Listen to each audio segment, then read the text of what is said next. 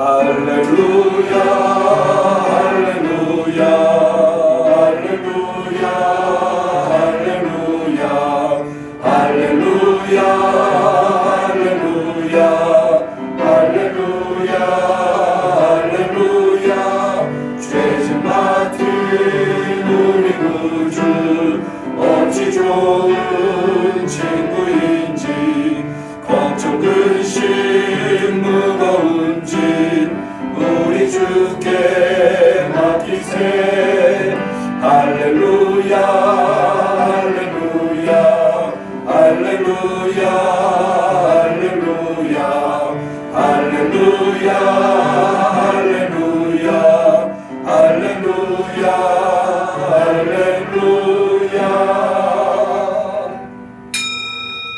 하나님은 영이시니 예배하는 자가 신령과 진정으로 예배할지니라. 아멘.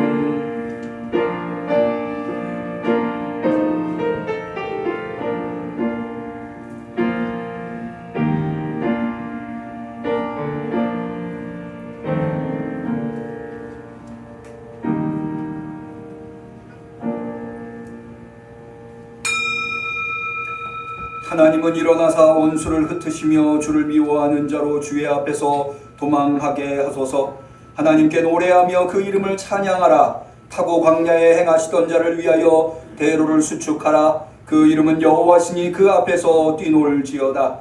하나님이 흡족한 비를 보내사 주의 산업이 곰핍할 때에 견고케 하셨고 주의 회중으로 그 가운데 거하게 하셨나이다. 하나님이여 가난한 자를 위하여 주의 은택을 준비하셨나이다. 아멘. 사망 권세를 이기시고 부활하시사 구름을 타고 하늘 보자 하나님 우편에 앉으셔서 우리의 경배와 예배와 찬양의 대상이 되신 예수 그리스도 앞에 신령과 진정으로 진심 어린 감사로 예배 올려드리나이다. 우리의 예배를 받아 주옵소서. 오직 하늘에 계신 주 예수 그리스도만이 베푸실 수 있는 하늘의 은총을 풍성하게 허락하여 주시옵소서. 예수님의 이름으로 기도 올리옵나이다. 아멘.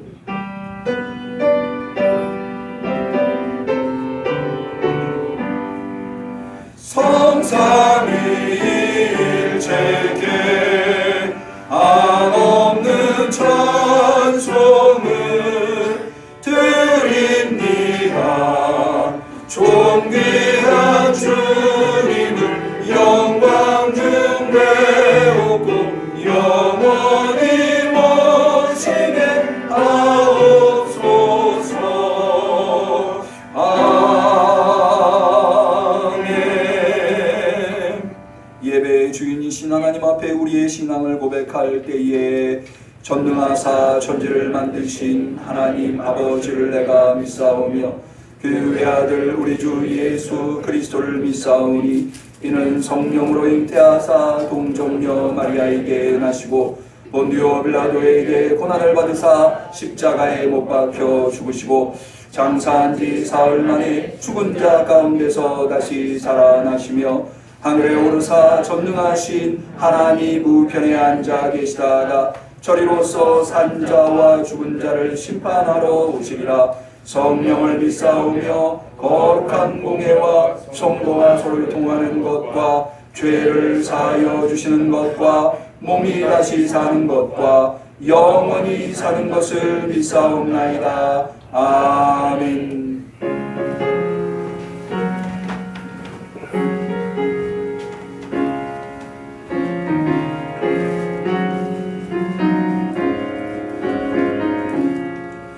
사천의 몸바람 불어이고 하나님 아버지 모셨으니 믿음의 만족도 듣느라다. 우리 집 즐거운 동산이라 고마워라 임마누엘 예수 만선이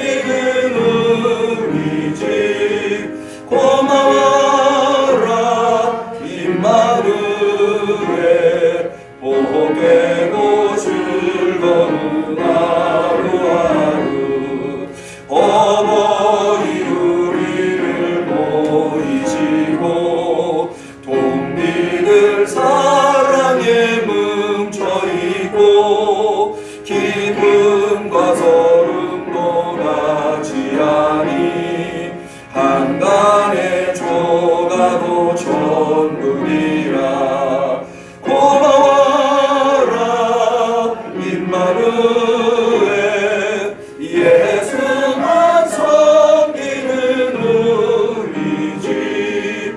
고마워라 임마누엘, 복되고 즐거운 하루하루. 아침과 저녁에 수고하여 다같이 일하는 온 식구가 한 상에 굴러서 먹고 마셔. 여기가 우리의 낙원이라. 고마워라 임마누엘, 예수만 섬기는 우리 집. 고마워라 임마누엘, 복되고 즐거운 하루하루.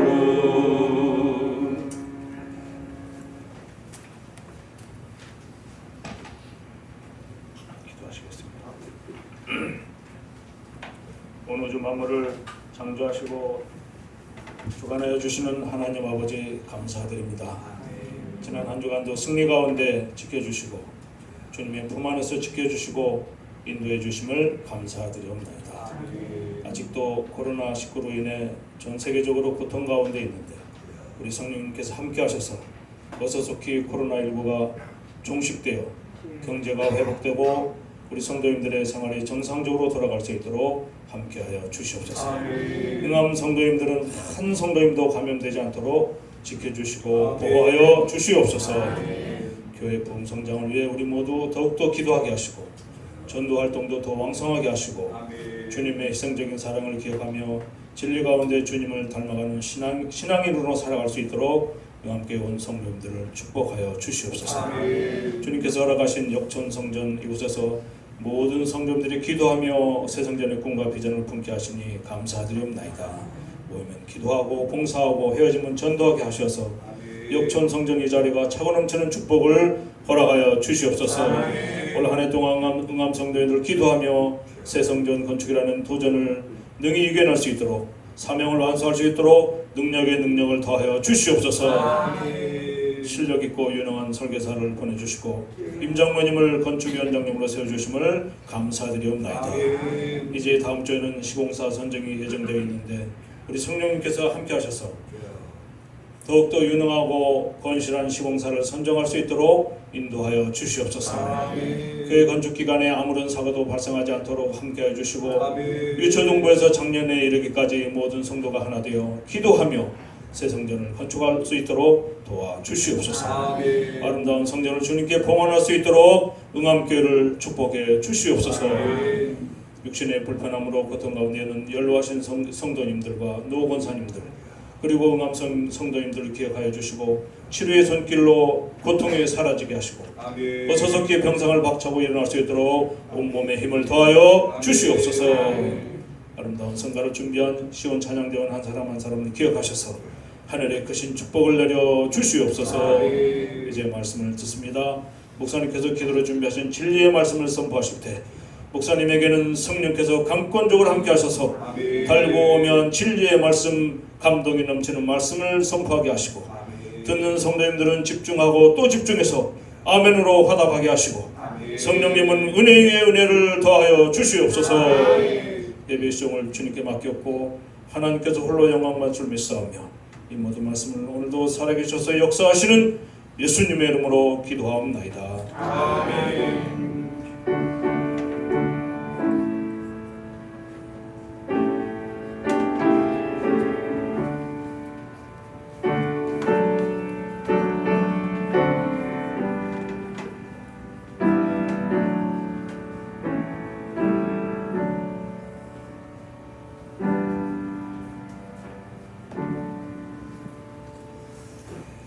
하나님께서 우리의 간절한 기도를 들어주시기를 축원합니다. 성시교독을 하는 시간인데요. 오늘 성시교독은 우리 찬송가에는 없는 새 찬송가 95번 가정주일 교독문을 준비해 보았습니다. 5월이 가정의 달이어서 특별히 가정주일 교독문을 교독하도록 하겠습니다. 앞에 스크린을 보시면서 교독문에 참여해 주시면 되겠습니다.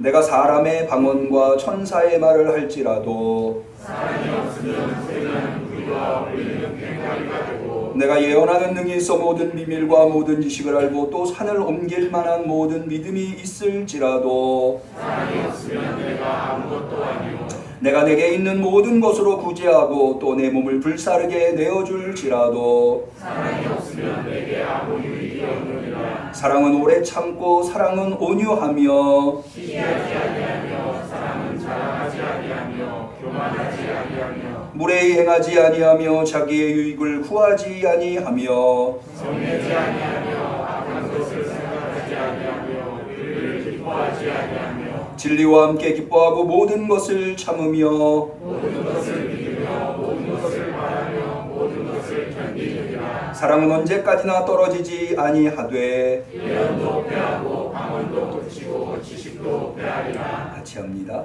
그런즉 믿음, 소망, 사랑 이 세 가지는 항상 있을 것인데 그 중에 제일은 사랑이라. 아멘. 하나님의 말씀은 주보에는 절만 나오고 장이 안 나왔네요. 시편 128편이 되겠습니다. 시편 128편 1절에서 6절에 있는 말씀입니다.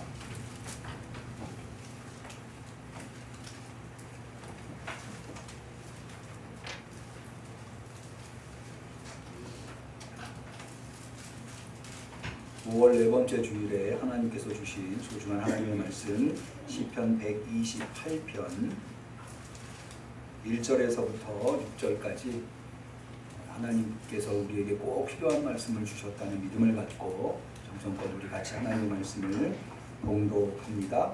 여호와를 경외하며 그 도에 행하는 자마다 복이 있도다. 내가 내 손이 수고한 대로 먹을 것이라. 내가 복되고 형통하리로다. 내 집 내실에 있는 내 아내는 결실한 포도나무 같으며 내 상에 둘린 자식은 어린 감람나무 같으리로다. 여호와를 경외하는 자는 이같이 복을 얻으리로다. 여호와께서 시온에서 내게 복을 주실지어다. 너는 평생에 예루살렘의 복을 보며 내 자식의 자식을 볼지어다. 이스라엘에게 평강이 있을지로다. 아멘. 시온 찬양대의 특성을 읽겠습니다.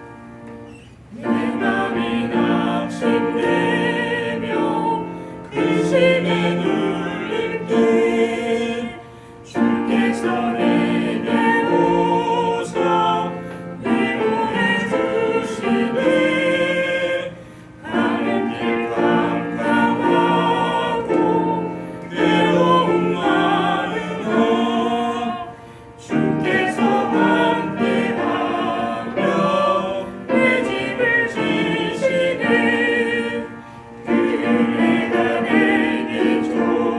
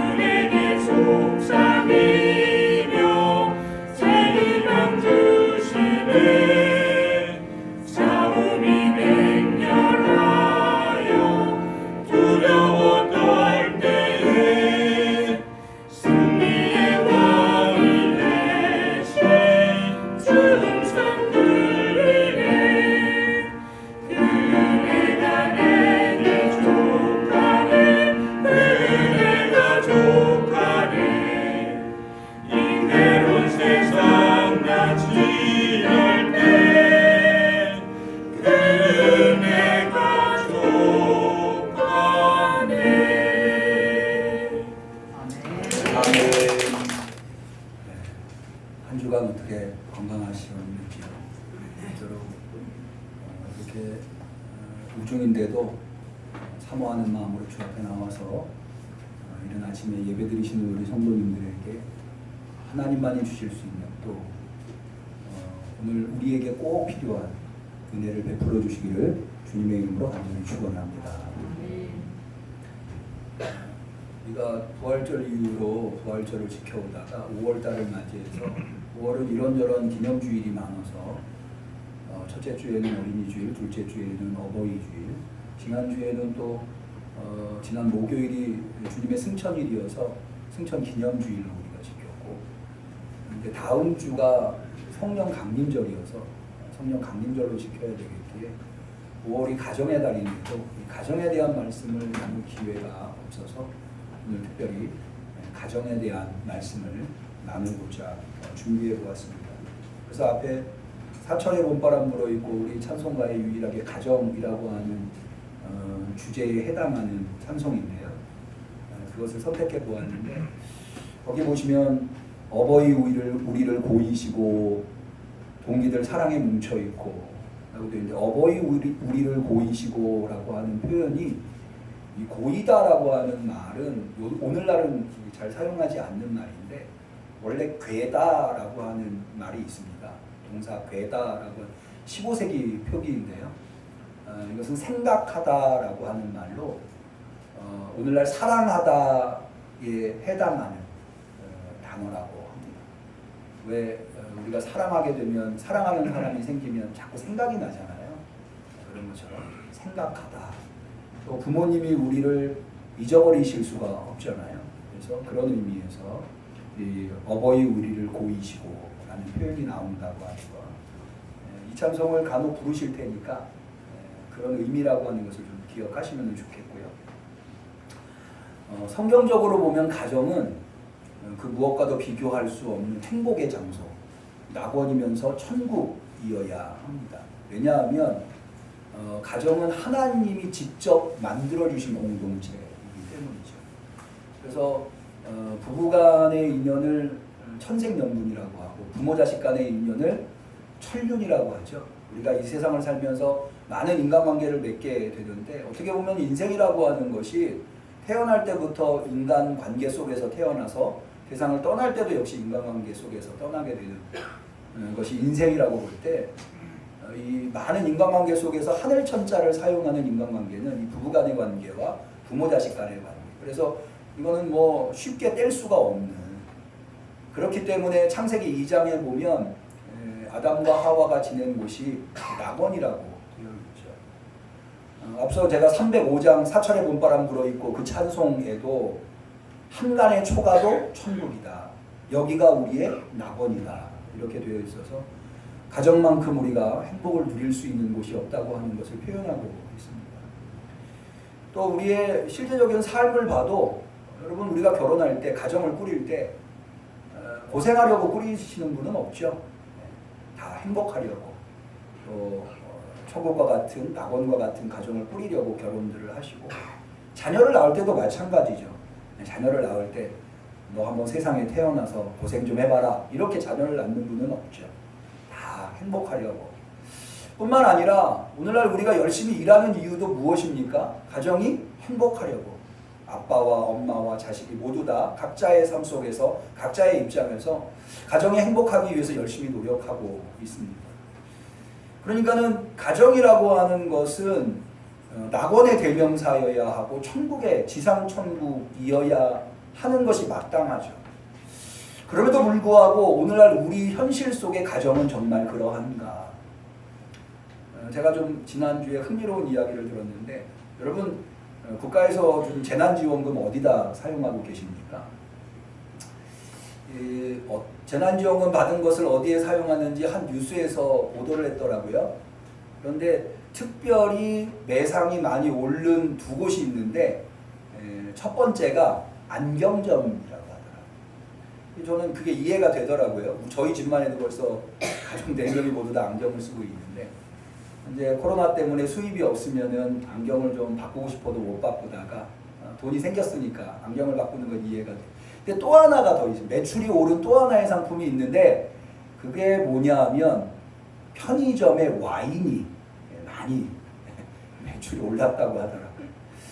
저는 그건 좀 잘 이해가 안 되더라고요. 와인은 제가 술을 안 마셔서 그런지 몰라도 와인은 없어도 있어도 그만 없어도 그만이 아닌가. 그걸 꼭 재난지원금으로 사야 되나. 그런데 제가 좀 이상하게 생각을 했는데 어떤 분이 저한테 그러시더라고요. 그거 와인 매출이 오른 이유가 JTBC에서 한 부부의 세계라고 하는 드라마에 와인 마시는 장면이 많이 나와가지고 그래서 와인 매출이 많이 올랐다 이렇게 얘기를 하시더라고요. 근데 확실히 이 부부의 세계라고 하는 드라마 저는 보질 못했습니다만은 부부의 세계가 많은 사람들이 보는 흥행한 드라마였나 봐요. 한 보도에 따르면 최근에 가장 흥행한 드라마가 스카이 캐슬이라고 하는 입시와 관련해서.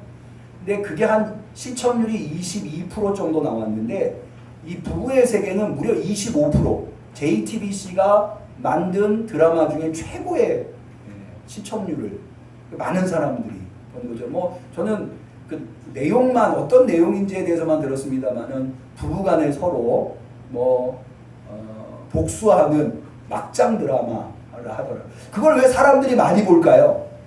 거기에서 이제 현실에서 해소할 수 없는 어떤 감정이입들이 있기 때문에. 그러니까는 그런 현상들을 보면서 뭘 느낄 수 있어요? 가정이라고 하는 것이 현실 속에서 이거 분명히 성경에서는 지상 낙원이고 천국이 되어야 하고 또 우리가 가정을 꾸릴 때도 많은 사람들이 행복하려고 애쓰고 있음에도 불구하고 현실 속의 가정은 그러지 못한 경우가 많이 있구나 라고 하는 것을 깨닫게 되는 거죠.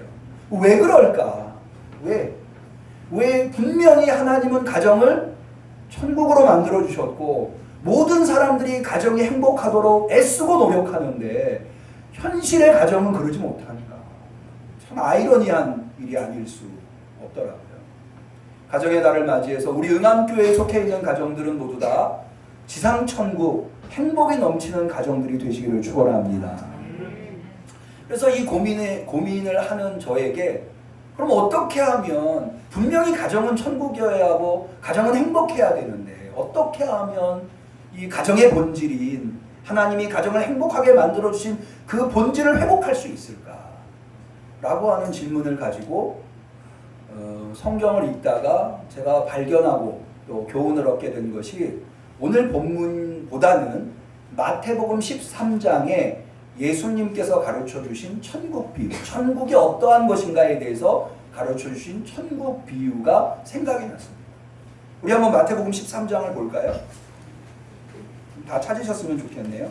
마태복음 13장 44절인데요. 이 마태복음 13장에는 예수님께서 천국은 이러이러한 것이다 라고 비유로 말씀해 주신 7개의 천국 비유가 나옵니다. 씨 뿌리는 자의 비유, 알곡과 가라지의 비유, 겨자씨의 비유, 누룩의 비유, 밭에 감추어진 보물의 비유, 값진 진주의 비유, 그물의 비유가 그것인데요.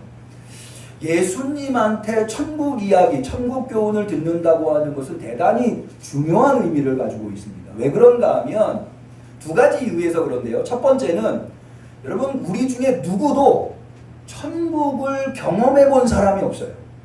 왜냐하면 우리는 다 어디에서 태어났어요? 땅으로부터 태어났어요. 오직 예수님만이 하늘로부터 오신 분이에요. 그렇게 믿으시기를 축원합니다. 그러니까 천국, 하나님의 나라, 하늘나라에 대해서 우리에게 가장 정확하게 간혹 꿈에서 천국을 보았다 혹은 죽었다 살아난 사람들 중에 내가 천국을 봤다라고 이야기하는 사람들이 있지만 그러나 우리에게 가장 정확하게 천국이 무엇인가에 대해서 알려주실 수 있는 유일한 분, 그분이 예수님이시다. 그래서 예수님이 가르쳐준 천국 이야기가 매우 소중하다. 두 번째로는 예수님이 우리에게 천국을 가르쳐 주실 때 천국은 이 세상의 것과는 차원이 다른 것이기 때문에 예수님이 가르쳐 주시더라도 어쩔 수 없이 비유로밖에는 가르쳐 주실 수가 없어요. 왜냐하면 이 땅의 것이 아니니까 이 땅의 것만 경험한 사람들한테는 비유적으로 예를 들어서 코끼리를 한 번도 보지 못한 사람한테 코끼리의 코를 설명하려고 하면 비유로밖에는 코끼리 코는 뱀처럼 생겼다 라고 비유로밖에 설명할 수 없잖아요. 그러니까 예수님이 천국에 대해서 비유로밖에는, 왜 우리 중에 아무도 천국을 본 사람이 없고 경험한 사람이 없으니까. 이것은 뭘 의미하냐면 예수님의 천국 비유에서 그 워딩, 예수님이 하신 말씀 속에 담겨있는 의미가, 비유라고 하는 것은 늘 의미를 찾는 거기 때문에 의미가 무엇인가를 발견해내는 것이 중요하다고 하는 거. 그러니까 다시 얘기해서 예수님이야말로 우리에게 천국을 정확하게 알려주시는 유일한 분이시며, 그분이 가르쳐주신 천국 비유에서 우리는 그분이 말씀하시려고 하는 비유 안에 담겨있는 의미가 무엇인가를 발견하는 것이 중요하다. 이것은 앞서 말씀드린 대로 왜 가정이 천국이 되어야 함에도 불구하고 현실적으로는 그러지 못한가에 대한 해답을 얻고자 하는 우리들에게, 여러분 우리는 다 가정이 무엇인지 알잖아요.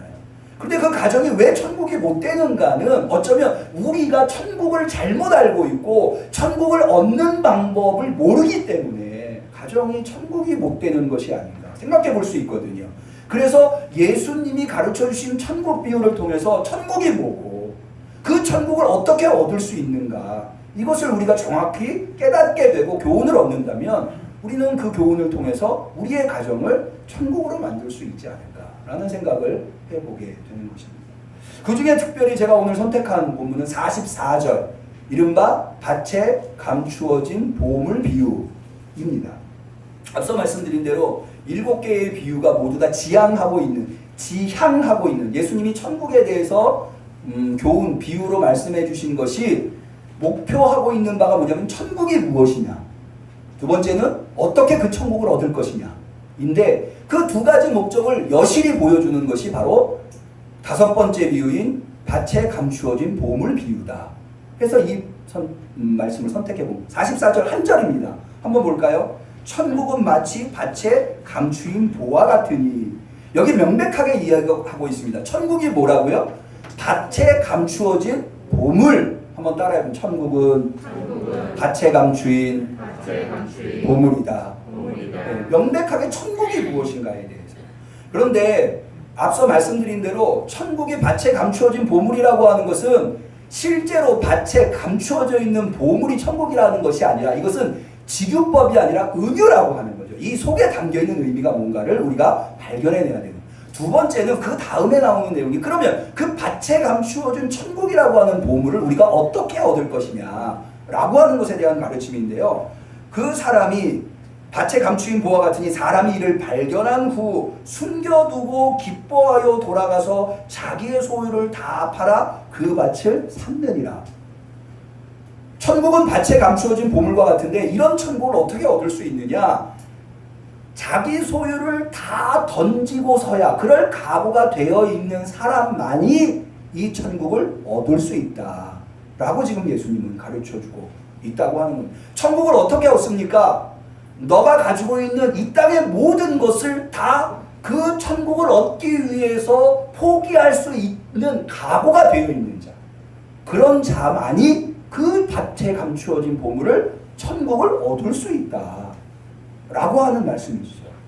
이것은 동시에 뭘 의미하는가 하면 천국은 그만큼의 값어치가 있다는 거예요. 다시 말해서 내가 이 땅에서 소유하고 있는 모든 것을 던지고 그것을 얻는 것이 오히려 내게 유익이다 라고 하는 것. 자, 그 다음에 나오는 45절 46절이 그것을 좀 더 보충 설명하고 있습니다. 이것은 진주의 비유인데요. 다시 한 번 더 보면 또 천국은 마치 좋은 진주를 구하는 장사와 같으니. 여러분, 장사하시는 분이 얼마나 이 이득에 예민하십니까? 왜 우리가 알고 있는 3대 거짓말 중에 하나, 장사꾼이 미치고 파는 거다. 이건 명백한 거짓말이라고 하잖아요. 그러니까 장사꾼이라고 하는 사람은 이 이득에 굉장히 밝은 거예요. 그런데 그 사람이 극히 값진 진주 하나를 만남에 가서 자기의 소유를 다 팔아 그 진주를 샀다. 이건 뭐예요? 지금 자기가 소유하고 있는 것보다 발견한 그 진주 하나가 훨씬 더 자기에게 이득이 되기 때문에 자기가 가지고 있는 걸 다 팔아서 그거를 사겠다는 거죠. 여러분, 이것을 여실하게 느낄 수 있는 예수님의 교훈이 바로 부자와 거지 나사로예요. 그럼 부자는 이 땅에서 잘 먹고 잘 살았어요. 그러나 결국 죽어서 지옥불에 들어가게 됐죠. 그랬더니 이 땅에서 잘 먹고 잘 사는 것이 아무 의미가 없어져 버립니다. 왜냐하면 이 땅에서 삶은 아무리 잘 먹고 잘 살아도 제한적인 삶이고 지옥에서의 시간은 영원하기 때문에. 그러나 반면에 거지 나사로라고 하는 사람, 이 땅에서는 굉장히 고통당하고 산 사람이죠.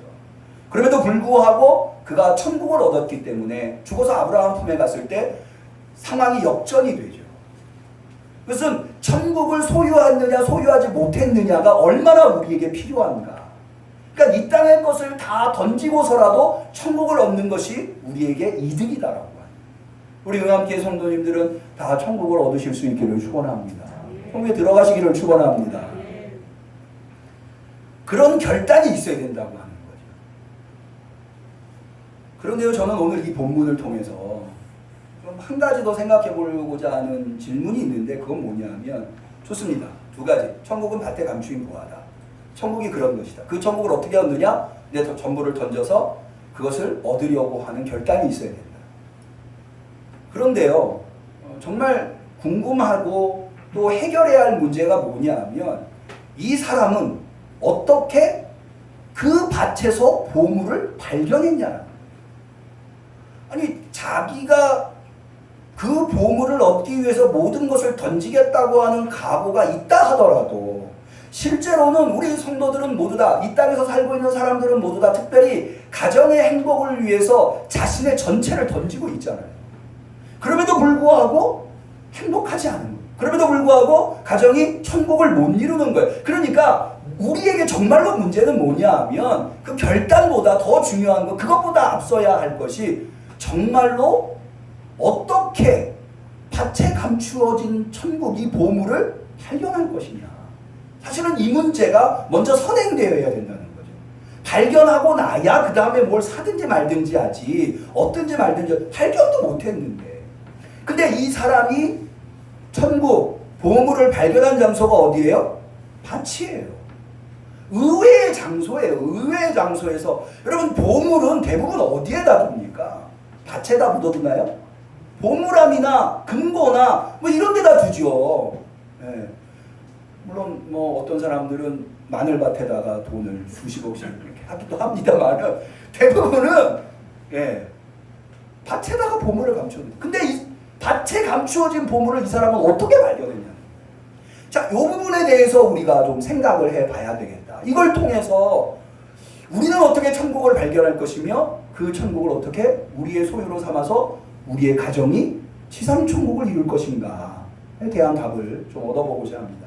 그러기 위해서 사실은 본문 안에는요, 마태복음 13장 44절 안에 예수님은 이 사람이 어떻게 밭에 감추어진 보물을 발견했는지를 이야기하고 있지 않아요. 그러니까 이런 대목에서는 우리가 뭘 생각해 봐야 되는가 하면, 본문을 통해서 개연성 있는 상상력, 그것을 동원해 봐야 돼요. 성경을 읽을 때요, 뭐 무슨 일이든지 다 이 창의성 있는 상상력이 필요합니다. 너무 성경에서 벗어나면 안 되지만, 그래서 개연성 있는 상상력이 필요해요. 이걸 한번 좀 시도해 보려고 해요. 먼저 이 사람의 신분이 뭔가, 밭과의 관계에서 이 사람은 원래 이 밭의 주인은 아닌 것 같아요. 왜냐하면 나중에 자기 소유를 다 팔아서 이 밭을 샀다고 하니까 원래 이 밭의 주인은 아니에요. 그럼에도 불구하고 이 밭과 밀접한 관련이 있는 사람, 그래야지 이 밭에 감추진 보화를 발견할 수 있지 않겠습니까? 그러니까 밭의 주인은 아니나 밭과 밀접한 관련이 있는 사람이어야 이 밭에서 보물을 발견할 수 있는 거죠. 그런 사람은 누굴까? 고대에서 이런 사람을 대개는 소작인, 자기 밭이 아닌 데서 일하면서, 매일같이 나가서 일하면서 그 밭에서 뭔가 일정 부분 수확을 얻으면 그걸 가지고 가정을 꾸려나가는 그런 사람이라고 생각을 해볼 수 있는 거죠. 그러면 이 소작인이라고 했을 때 이 사람은, 여러분 보세요. 이 밭에 보물이 이제 막 거기 묻혀 있었나요? 아니겠죠. 어제도 그 밭에 있었을 것이고, 한 달 전에도, 1년 전에도, 10년 전에도 그 밭에 있었을 거예요. 어쩌면 이 사람이 이 밭에서 일하기 이전부터 그 밭에 보물이 묻혀 있었을런지 몰라요. 그런데 이제까지 그것을 발견하지 못하다가 어떻게 그 사람은 이제서야 그것을 발견하게 되었을까라는 생각을 한번 해볼 수 있죠. 여기에 대해서 저는 이런 생각을 한번 해봤어요.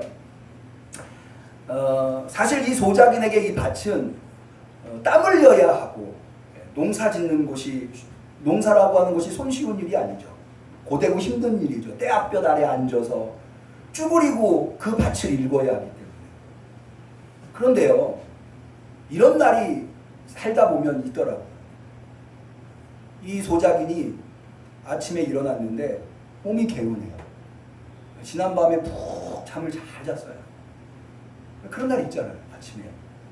그래서 몸이 개운해서 일어났는데 소리가 들리는데 밖에 있는 부엌에서 아내가 아침상을 만들려고 요리하는 소리가 들려요. 그리고 옆을 보니까 사랑스러운 자녀들이 천사의 얼굴하고 누워있는 거예요. 너무 개운하고 기분이 좋아요. 그래서 일어나서 세수를 하고 방에 들어와 보니 이미 아내가 맛있는 아침상을 차려놨어요. 된장찌개가 보글보글 있고요. 맛있는 빛깔 좋은 김치가 그 위에 있고 또 하얀 쌀밥이 거기 올라와 있어요. 그리고는 그 상에 아내와 자녀들이 둘러 앉아 있어요. 그리고는 맛있게 아침을 먹었어요. 그리고는 일터로 나갑니다. 나가는데 아내와 아이들이 일터로 나가는, 쟁기를 메고 나가는 자기를 향해서 안녕히 다녀오세요. 환하게 인사를 합니다. 여러분 생각해 보세요. 얼마나 기분이 좋아요.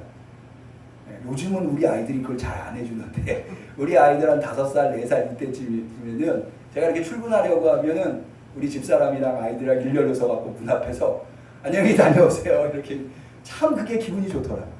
기분이 좋아요. 그리고는 이제 일터로 갑니다. 쟁기를 메고. 아마 요즘 같았었던 것 같아요. 이 봄날에. 하늘은 맑게 개어 있어요. 화창해요. 하늘은 높고 새들은 지저귀고 아침에.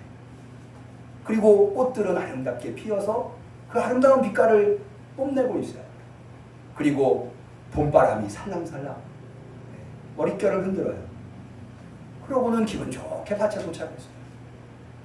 근데 다른 때 같으면 오늘도 하루 종일 힘들게 일해야 되겠구나 하겠지만 그날따라 그 밭이 너무너무 사랑스럽고 애정이 가는, 그래, 이 밭이 있어서 비록 내 밭은 아니지만 이 밭에서 내가 일할 수 있어서, 이 밭에서 우리 아내, 사랑하는 우리 아이들 다 먹이고 입히고 오늘날까지 이렇게 건강하게 지낼 수, 참 고맙다, 참 감사하다, 하나님의 은혜가 너무너무 감사하다. 그런 생각이 들면 어때요? 다른 때보다 좀 더 열심히 일하게 되죠. 좀 더 구석구석. 다른 때는 그냥 대충대충 하던 거를 그냥 그날따라 막 사랑스럽고 애정이 가고 좀 더 열심히, 좀 더 땀을 흘려서 쟁기질을 해도 다른 때보다는 이거 언제 끝나나 안 하고 더 애정을 가지고 그 밭에 대한 애정을 가지고 그렇게 좀 더 깊이, 좀 더 구석구석 땀 흘려서 일하는 순간에 쟁기에 뭔가 털크렁하고 걸리는 거예요. 이게 뭐지? 늘 내가 이곳을 팠었는데, 이곳에서 일했는데, 그러고 파보니까 거기에 뭐가 있어요? 보물이. 그 보물을 발견. 상상할 수도 없는. 그렇게 해서 이 소작이는 보물을 발견하게 되지 않았을까? 제가 이런, 물론 본문엔 나오지 않습니다만은 이런 상상력을 동원해서 본문의 이야기를 좀 재구성해 본 이유는 저는 여기에서 2가지 교훈이 우리에게 주어진다고 봐요. 첫 번째는 뭐냐 하면, 여러분, 밭이 무엇입니까? 이 보물을 얻은 사람의 삶의 터전이에요. 나의 삶, 내 가정, 내 교회, 내 직장. 여러분, 거기에 분명히 하나님이 보물을 감추어 두셨다. 여러분, 보물은 딴 데 멀리 있는 게 아니에요. 여러분 안에, 여러분의 가정에, 여러분의 교회에, 여러분이 일하는 일터에 하나님이 보물을 감추어 두셨다. 거기에 대한 믿음을 가지실 수 있기를 축원합니다. 거기에 분명히 보물이 있어요. 그런데요, 2번째 교훈이 뭐냐 하면, 여러분, 보물을 숨겨보신 경험이 있으신가요? 혹은 보물찾기 해보신 경험이 있으세요? 저는 어렸을 때 보물찾기도 많이 해봤고 또 아동부 전도사로 있으면서 보물을 숨겨보기도 했어요. 아마 이 자리에 계신 분들도 많이 해보셨을 거예요. 자, 그러면 저는 주로 이제 서운흥에서 소풍을 많이 했거든요. 그러면 여러분들이 보물을 숨기시는 선생님의 입장이라고 생각해 보세요. 그러면 서운흥에서 아이들이 보물을 찾아야 되는데 여의도에 가서 보물을 숨기실까요? 그러지 않겠죠. 자, 서운흥에 숨겨요. 근데 땅을 포크레인으로 한 10m 파가지고 거기다 보물을 묻을까요? 제가 말씀드리려고 하는 것은 뭐냐면 보물을 숨길 때는 아이들이 찾을 수 있도록 보물을 숨겨둔다는 거예요. 여러분, 하나님께서 여러분들에게 보물을 숨겨두셨는데, 여러분의 가정에 보물을 숨겨두셨는데 여러분들이 찾을 수 있도록, 할렐루야, 못 찾게가 아니에요. 찾을 수 있도록 보물을 숨겨두셨다는 거예요. 그런데요, 여기서 한 가지 더, 찾을 수 있게 숨겨두셨지만 아무렇게나 아무 노력도 하지 않고 보물을 발견할 수 있도록 숨겨두지는 않으셨다는 거예요. 여러분, 우리가 보물을 숨겨둘 때 그냥 길거리에다가 버리듯이 보물을 두진 않잖아요. 살짝 바위 밑에, 살짝 나뭇가지 사이에. 그래서 애들이 조금만 보물을 찾으려고 노력을 하면, 보물을 그럼 못 찾는 이유는 뭘까요? 보물이 없기 때문이 아니라 조금 더 노력을 하지 않아요. 지금 내가 노력한 것보다 조금만 더 노력하면 얼마든지 보물을 찾을 수 있게 하나님께서 숨겨두셨다. 이게 바로 우리 가정이 천국이 될 수 있는 비밀이 담겨있는 교훈이 아닌가. 여러분, 여러분들의 삶이 고통스러우십니까? 지겨우십니까? 아, 왜 난 능력이 이것밖에 되지 않는가? 자기 자신에게 실망하고 계십니까? 여러분, 믿으세요. 하나님은 여러분 속에, 내 자신 안에 그 무엇과도 바꿀 수 없는 소중한 보물을 담아 두셨다고 하는 거 믿으시기를 바랍니다. 왜 내가 그걸 못 찾아요? 내 자신을 더 사랑하지 않았기 때문에. 아우, 지겨워. 이 반복되는 일상, 이거 언제까지 해야 돼? 나는 왜 능력이 이것밖에 안 돼? 그러고 있으니까, 여러분, 그러고 있는 여러분들을 가장 안타깝게 보시는 분이 누구시겠어요? 하나님이세요. 왜 너는 네 안에 있는 보물을 발견하지 못하니? 거기 있잖아. 바로 거기. 조금만 더, 조금만 더. 하나님 그러고 계시지 않으십니까? 그래서요, 이런 말씀을 준비하면서 이런 문구를 한번 만들어 봤어요. 천국을 발견하려면 두 가지가 필요하다고 그랬죠. 하나님이 밭에 보물을 감추어 두셨다는 믿음과, 그리고 그것을 찾고자 하는 내 노력, 두 가지가 필요하다고 그랬죠. 저는 이렇게 한번, 칸트가 유명하게 말한 언명이 있는데 그걸 좀 살짝 비틀어서, 믿음이 없는 노력, 밭에 보물이 있다고 하는 믿음이 없는데 노력만 해. 오늘날 사람들이 열심히 사는, 그냥 뭘 하는지 모르게 자기도 열심히, 그렇게 믿음이 없는 노력, 세상 사람들은 그런 노력은 공허할 수밖에 없어요. 반대로 믿음은 있는데 노력은 하지 않아. 이게 대부분의 많은 신앙인들이 이렇게 해요. 하나님이 내 삶에, 내 가정에 보물을 감추어 두실지 믿음은 있어요. 좋으신 하나님이라고 하는. 그런데 그것을 얻기 위해서 노력은 하지 않아. 그런 노력은 무의미하다. 그런 믿음은. 그래서 이렇게 믿음 없는 노력은 공허하고 노력 없는 믿음은 무의미하다. 여러분, 이해가 되세요? 한번 따라해 보실까요? 믿음 없는 노력은 공허하고 노력 없는 믿음은 무의미하다. 이 두 가지가 꼭 있어야 되는 거예요. 여러분, 가정도 마찬가지예요. 여러분, 가정이 힘드세요? 아, 왜 우리 가족들은 나를 힘들게만 하지? 그런 생각이 드세요? 아니에요. 여러분 가정 안에 여러분이 상상조차 할 수 없는 보물이 담겨 있을 줄로 믿으시기를 바라요. 그 안에서 그것을 발견하지 못하는 이유는 내가 그만큼 좀 더 애정을 가지고 가족을 사랑하고. 제가 최근에 와서 느낀 건데요, 간혹 제가 우리 집사람이나 아이들 얼굴을 떠올리려고 하면 잘 생각이 안 날 때가 있더라고요. 여러분도 그러시는지 모르겠는데 제가 곰곰이 생각해, 왜 그럴까 생각해 보니까 내가 우리 집사람이나 우리 아이들을 집중해서 한 10초 이상 본 적이 없더라고요. 그냥 늘 스쳐 지나가듯이 늘 곁에 있으니까 스쳐 지나가듯이 이 집중해서 한번 이렇게 가족들을 봐보세요. 그러면은 여러분들이 평소에 발견해보지 못한 새로운 것들을 발견하실 수 있으실 거예요. 아내의 얼굴을 한번 집중해서 10초 이상, 좀 쑥스러워요. 그리고 훈련이 잘 안 되는데 한번 보세요. 남편의 얼굴을 한 10초 이상, 자녀의 얼굴을 한 10초 이상 이렇게 애정을 담아서, 그러면 그 남편이, 그 아내가, 그 자녀가 얼마나 사랑스러운지 몰라요. 내 곁에 있어줘서 내가 삶의 의미가 있고 내가 살아가는 목적이 있고,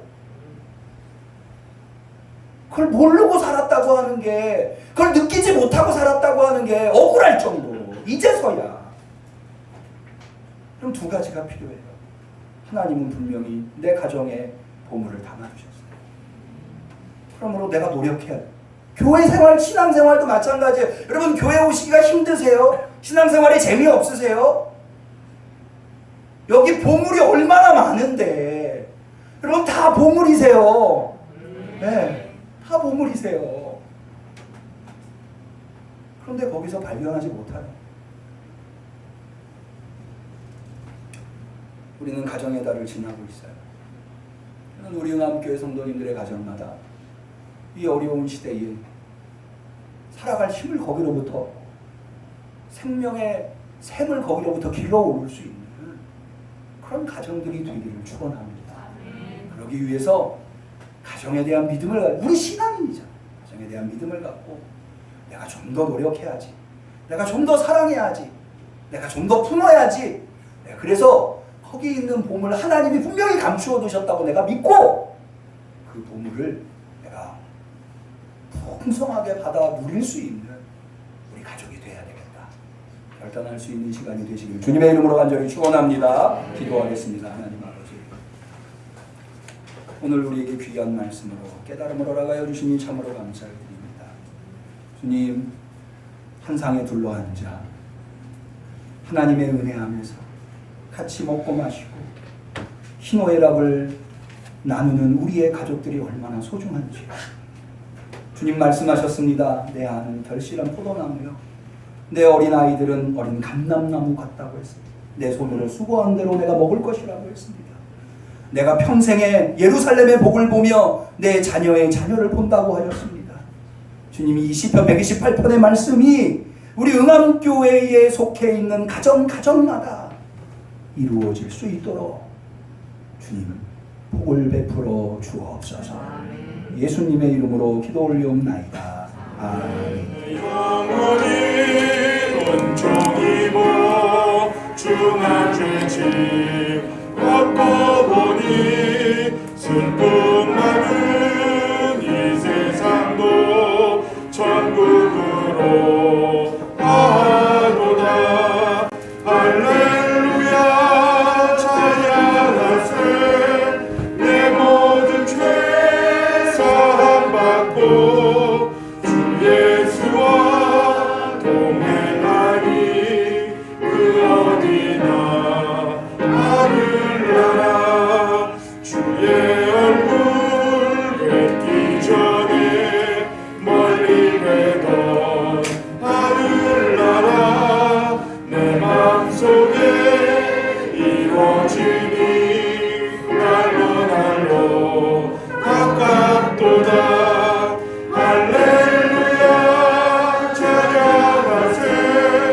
내 모든 죄 사함받고 주 예수와 동행하니 그 어디나 하늘나라. 높은 산이 거친 들이 조망이나 궁궐이나 내 주 예수 모신 곳이 그 어디나 하늘나라. 할렐루야 찬양하세. 내 모든 죄 사함받고 주 예수와 동행하니 그 어디나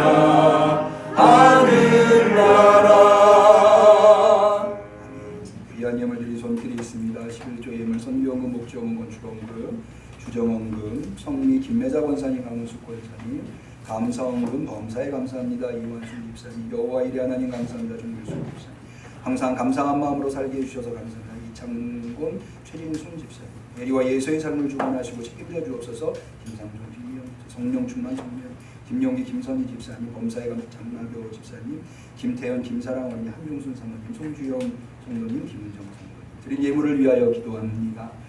하나님 아버지, 주님이 베풀어 주신 놀라운 은혜가 얼마나 감격스러운지요.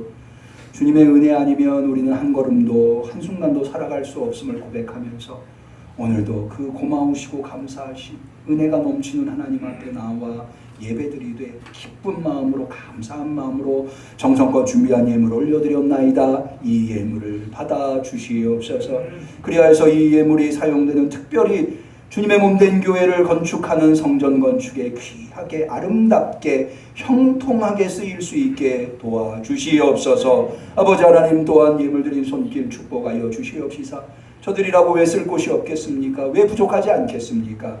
하오나 모든 것이 하나님으로부터 왔기 때문에 천분질 만분질이라도 보은하고자 하는 마음으로 드렸사오니 그 손길 복내려 주시옵시고 그 손으로 하는 일마다 형통하게 하여 주시옵시되 세상에서 세상 것만 하는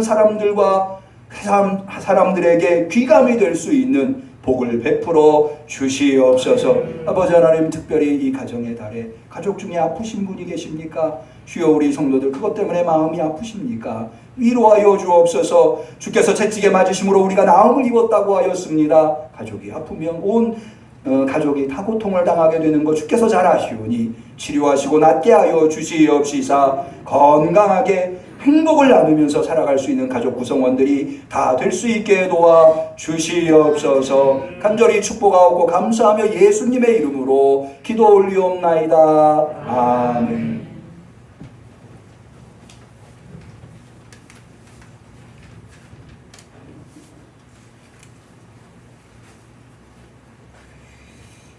이번 주에는 김민철 청년이 생일이시네요. 지금 세네갈에서 선교 활동을 하고 계신데 잘하고 계실 줄로 압니다. 기억하시고 이제 한 1년이 거의 다 돼가는 것 같은데 건강한 모습으로 사명을 잘 이어갈 수 있도록 기도해 주시면 감사하겠습니다. 다음 주일은 성령 강림절 예배로 드립니다. 매년 세례식을 가는데 올해도 세례 대상자가 있습니다.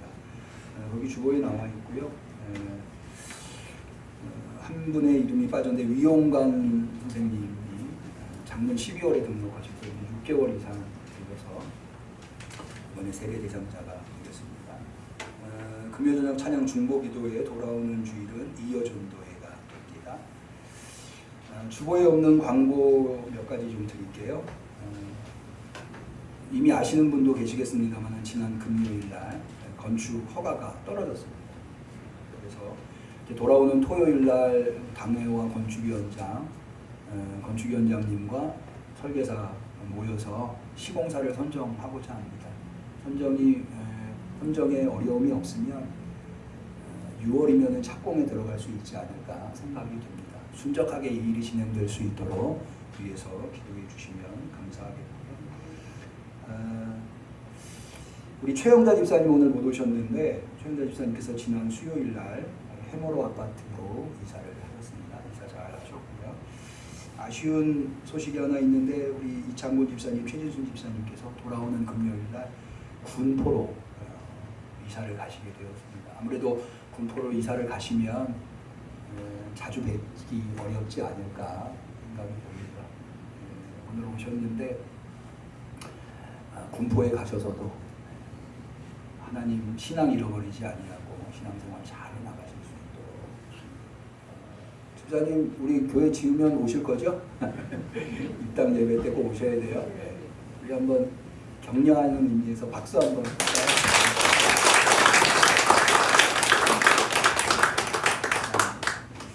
또 한 가지가 우리가 매년 스승의 날 즈음에서 우리 아동부 교사, 청소년부 교사를 격려하는 차원에서 식사 대접을 한번 했는데 올해는 시간 맞추기가 쉽지 않고 또 코로나 때문에 여러 가지 사정에 의해서 그냥 교회에서 자그마한 선물을 전달하는 것으로 대신하고자 했습니다.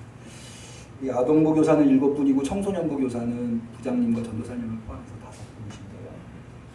1부 예배 때는 아동부 부장님에게 전달을 드렸고요. 아동부 교사는 2부 예배 때 우리 한만순 권사님 청소년부 부장님으로서 수고 많이 하시는데 앞으로 좀 나오실까요? 한 권사님한테 전달하는 것으로 대신하고자 합니다.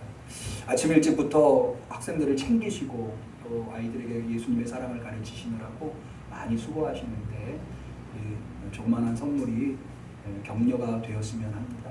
제가 전달할 때 한 번 더 박수해 주실까요?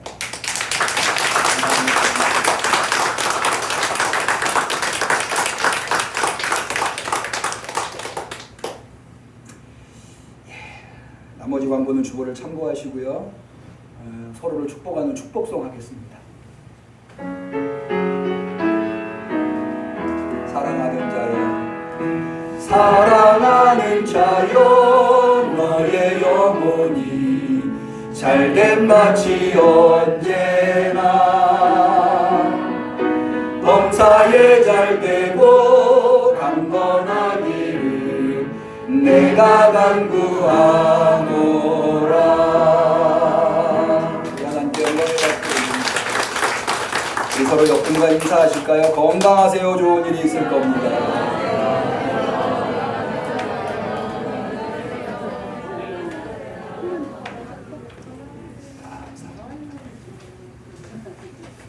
송영하시겠습니다.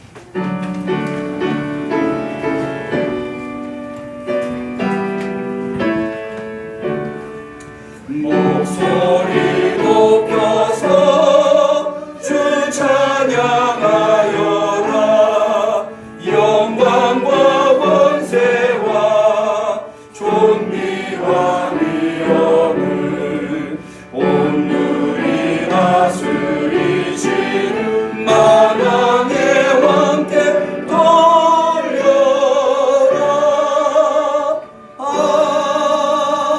아멘.